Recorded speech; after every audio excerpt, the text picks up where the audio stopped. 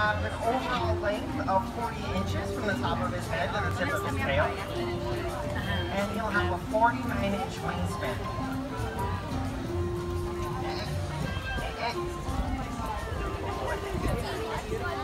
He's a baby, so he acts like one.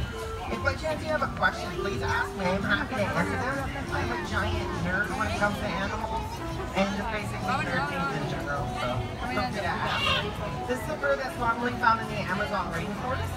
So he's a South American bird. His home range is from like Brazil all the way up into Central America, Panama. So he basically